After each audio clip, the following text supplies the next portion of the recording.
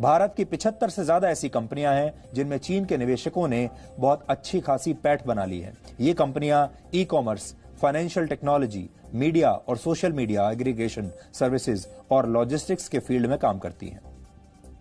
इनमें Ola, Hike, Big Basket, Byju's, Delhivery, Dream 11, Hike, Oyo, Paytm, Snapdeal और जोमेटो जैसे बड़ी कंपनियां शामिल हैं। इनमें चीन के निवेशकों ने 200 करोड़ रुपए से लेकर 4000 करोड़ रुपए तक का निवेश किया है।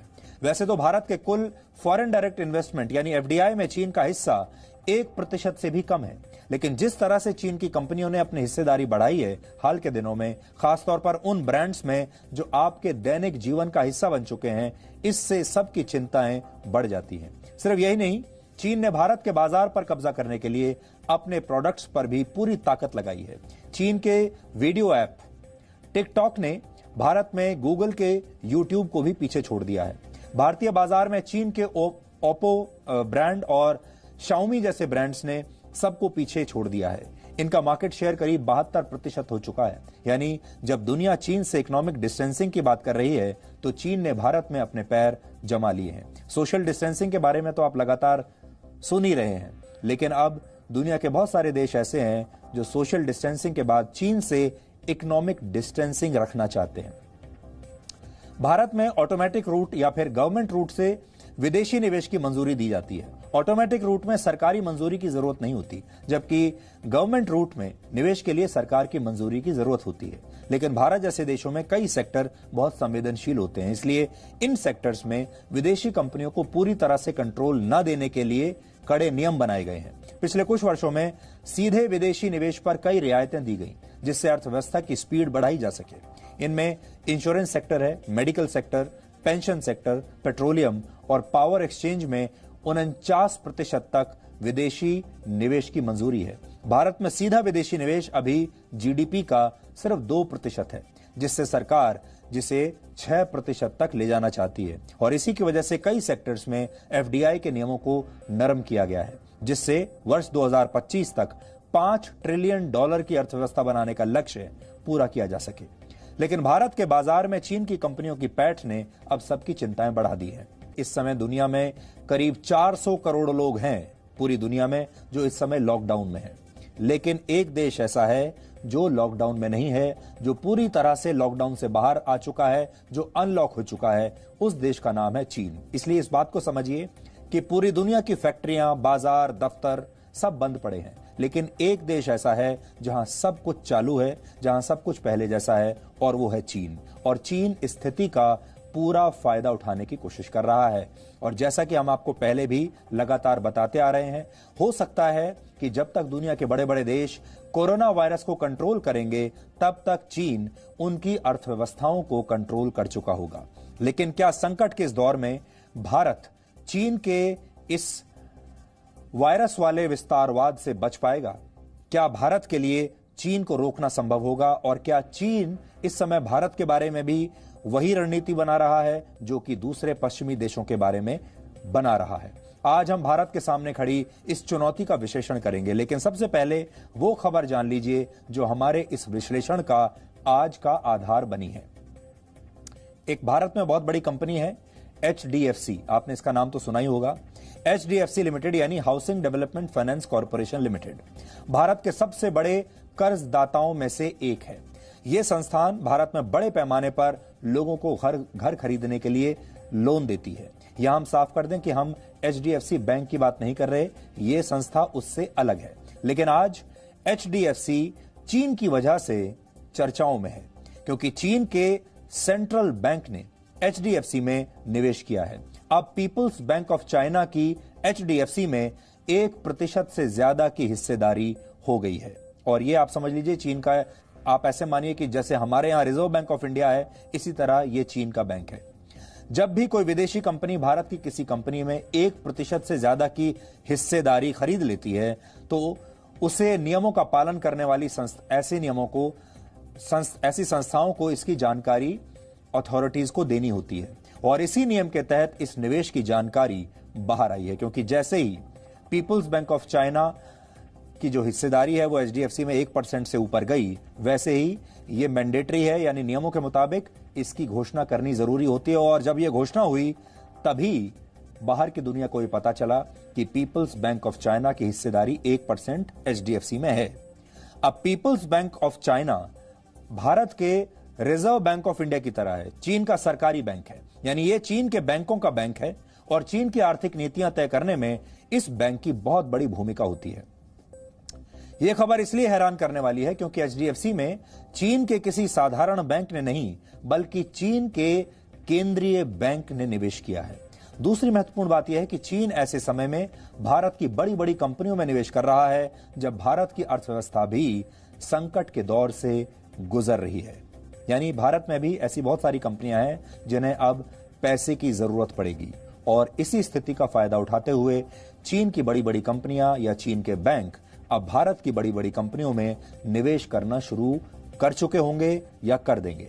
शुक्रवार को डीएनए में ही हमने आपको बताया था कैसे चीन इस आर्थिक मंदी का फायदा उठाकर स्पेन, इटली, जापान और ऑस्ट्रेलिया जैसे देशों में ऐसे ही आक्रामक तरीके से निवेश कर रहा है और ये तमाम देश अब अपने कानूनों में बदलाव करके चीन को रोकने की कोशिश कर रहे हैं। चीन इस समय पूरी दुनिया में जो बड़ी बड़ी कंपनियां ऐसी हैं जिनकी आर्थिक स्थिति ठीक नहीं है, ऐसी कंपनियों की तलाश में है और अलग अलग देशों की इन बड़ी बड़ी कंपनियों में चीन निवेश कर रहा है। जहां उसे मौका लग रहा है वहां उनका कंट्रोल करने की कोशिश कर रहा है। लेकिन देखते ही देखते चीन ने अब अपनी नजरें भारत पर भी जमा दी हैं।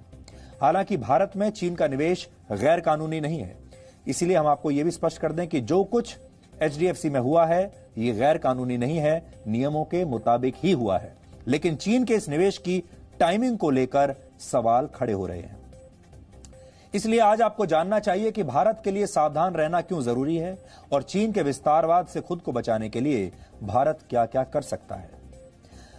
अलग अलग रिपोर्ट्स के मुताबिक जिस तरह से चीन यूरोप और ऑस्ट्रेलिया में निवेश की संभावनाएं तलाश रहा है, ठीक वैसे ही चीन की बड़ी बड़ी निवेश कंपनियां भारत में भी ऐसी कंपनियों को ढूंढ रही हैं जिनमें मौका का फायदा उठाकर निवेश किया जा सकता है। क्योंकि अब आने वाले समय में जैसे ही अर्थव्यवस्था में मंदी का दौर आएगा, भारत की इन बड़ी कंपनियों को पैसे की जरूरत पड़ेगी और जैसे ही इन्हें पैसे की जरूरत पड़ेगी सबसे पहले चीन इसका फायदा उठाएगा।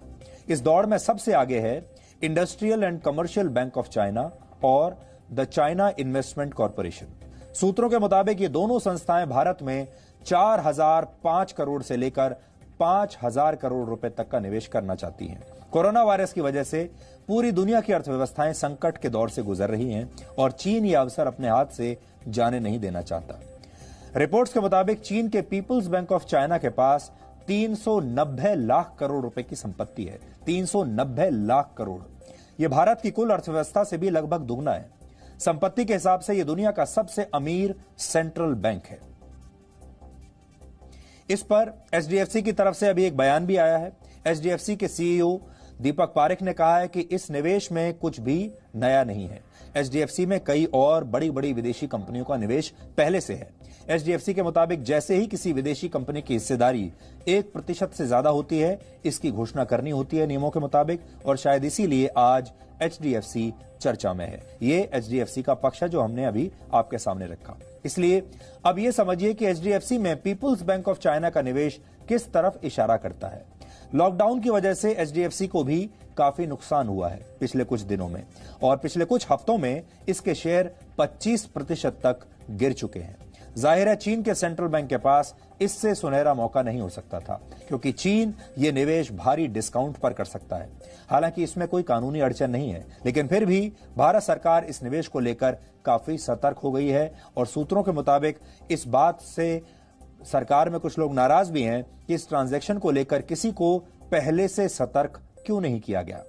दुनिया की दूसरी सबसे बड़ी अर्थव्यवस्था चीन के सबसे बड़े बैंक द्वारा भारत के सबसे बड़े कर्जदाता बैंक में हिस्सेदारी लेना, कर्जदाता संस्था में, वित्तीय संस्था में हिस्सेदारी लेना भले ही बाजार के नियमों का उल्लंघन ना हो, लेकिन इसने खतरे की घंटी तो बजा ही दी है।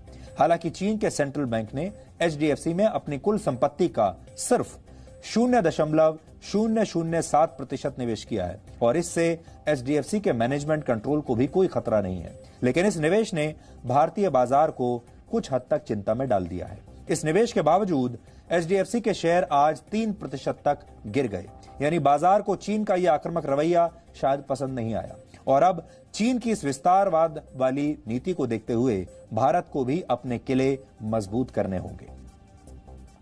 चीन की आक्रामक नीतियां देखकर लगता है कि चीन चाहता है कि आने वाले दिनों में आप सिर्फ उससे सामान ही ना खरीदें, क्योंकि अब आप दिन भर जिस सामान का प्रयोग करते हैं अपने घर में, उसमें से बहुत बड़ी संख्या, बहुत सामान की जो है वो चीन से ही आती है। तो चीन ये तो चाहता ही है कि आप जो भी सामान इस्तेमाल करें अपने जीवन में वो सारा चीन में बना हुआ हो, मेड इन चाइना हो। लेकिन अब चीन इससे आगे बढ़कर सोच रहा है। अब चीन ये चाहता है कि आपकी सैलरीज यानी तनख्वाहें भी वहीं से आए। और वो कैसे होगा? वो तब होगा जब भारत की बड़ी बड़ी कंपनियां चीन के पास चली जाएंगी, इसलिए तब आपकी सैलरी भी वहीं से आने लगेगी। और अब घर खरीदने के लिए भी शायद लोन भी आपको चीन से ही लेना पड़े। भारत ही नहीं, चीन ने दुनिया के कई बड़े बड़े देशों की बड़ी बड़ी कंपनियों में निवेश किया है। दुनिया की 500 बड़ी कंपनियों में चीन की 119 कंपनियां शामिल हैं। उनका निवेश है वहां, जिनका कुल मूल्य करीब 615 लाख करोड़ रुपए है। यह भारत की अर्थव्यवस्था से लगभग 3 गुना है। फोर्ब्स मैगजीन के मुताबिक दुनिया की 10 सबसे बड़ी सरकारी कंपनियों में से 5 चीन की हैं। S&P global market intelligence report 2019 के मुताबिक दुनिया के 5 सबसे बड़े बैंकों में से 4 चीन के हैं। यानी इस संकट काल में भी चीन के पास पैसे की कोई कमी नहीं है और वो सिर्फ ये देख रहा है कि उसे दुनिया के किस देश में अच्छा डिस्काउंट मिल सकता है। जैसे चीन के बैंक्स और कंपनियों को यह खबर लगती है कि चीन से बाहर किसी बड़ी कंपनी की आर्थिक हालत अच्छी नहीं है, तो चीन उसे सस्ते दामों पर खरीदने की कोशिश में लग जाता है। भारत में चीन की कंपनियों का निवेश वर्ष 2014 में 12,000 करोड़ रुपए था, जो अब 5 गुना बढ़कर 60,000 करोड़ रुपए हो गया है। लेकिन ये आधिकारिक आंकड़े हैं। असल में चीन किसी तीसरे देश की कंपनियों के जरिए भी भारत में कई सेक्टर्स में निवेश कर चुका है और कर रहा है। एक उदाहरण है सिंगापुर का। मोबाइल फोन बनाने वाली चीन की एक कंपनी की सिंगापुर सब्सिडियरी के जरिए भारत में करीब 3500 करोड़ रुपए का निवेश किया गया। कुछ अनुमानों के मुताबिक भारत में चीन का निवेश करीब 2 लाख करोड़ रुपए तक है। चीन ने पिछले 2 वर्षों में भारत के स्टार्टअप्स में भी बड़ा निवेश किया है। वर्ष 2019 में भारतीय स्टार्टअप्स में चीन का निवेश करीब 94% तक बढ़ गया है। 2018 में चीन के निवेश का आंकड़ा करीब 15,000 करोड़ रुपए था, जो पिछले वर्ष बढ़कर 29,000 करोड़ रुपए हो गया। भारत में 30 बड़े स्टार्टअप्स में से करीब 18 स्टार्टअप कंपनियों में चीन के निवेशकों का पैसा लगा हुआ है और चीन भारत के स्टार्टअप्स में सबसे ज्यादा एक्टिव है। दुनिया को संकट में डालकर चीन अब इसी संकट में फंसी दुनिया को कंट्रोल करना चाहता है। लेकिन इससे चीन उन बुनियादी सवालों से बच नहीं सकता जो सवाल पूरी दुनिया चीन से पूछ रही है। आज हम कोरोना वायरस पर चीन से 5 बुनियादी सवाल पूछना चाहते हैं और जब हम ये सवाल पूछेंगे तो आप भी अपने दिमाग पर जोर डालिएगा और सोचिएगा कि ये 5 महत्वपूर्ण सवाल हैं जो आपके दिमाग में भी होंगे, जिनका जवाब चीन नहीं दे रहा है। चीन से पहला सवाल यह है कि कोरोना वायरस आखिर कहां से आया था, क्योंकि चीन अब तक इस बात को छुपाने में जुटा हुआ है कि यह वायरस कहां से आया और यह फैला कैसे, कहां से फैला। जब पूरी दुनिया ने चीन पर सवाल उठाए तो चीन ने पहले अमेरिका पर आरोप लगा दिए कि अमेरिकी सेना की वजह से कोरोना वायरस फैला, लेकिन बाद में चीन अपनी इस बात से पलट गया क्योंकि इसके कोई सबूत नहीं दे पाया। अब सभी को पता है कि खुद अमेरिका ही वायरस से सबसे ज्यादा प्रभावित है, इसलिए यह हो नहीं सकता कि यह वायरस अमेरिका से आया हो। लेकिन चीन ने भी अभी तक ये किसी को नहीं बताया है दुनिया में कि ये वायरस कहां से आया, इस वायरस की उत्पत्ति कहां से हुई, कैसे हुई और ये फैला कैसे। और ये सवाल का जवाब सिर्फ चीन के पास है। चीन से दूसरा सवाल यह है कि कैसे उसने कोरोना वायरस के मामलों के कैसे उसको नियंत्रण में किया। क्या चीन को कोई इलाज मिल गया जिससे उसने कोरोना के मामले बढ़ने नहीं दिए और वहां पर मौत का आंकड़ा भी 3,500 से कम रहा, जबकि अमेरिका, इटली, स्पेन, फ्रांस और ब्रिटेन 5 देश ऐसे हैं जहां मौत का आंकड़ा 10,000 के पार हो चुका है। ऐसा कैसे है कि न्यूयॉर्क में इतनी बड़ी संख्या में लोग मर रहे हैं, लेकिन वुहान, जिसकी पॉपुलेशन न्यूयॉर्क के बराबर ही है, वहां पर चीन ने इस वायरस को कंट्रोल कर लिया। चीन का कहना है कि उसने कोरोना वायरस के 90% मरीज ठीक कर लिए। लेकिन सवाल यह है कैसे।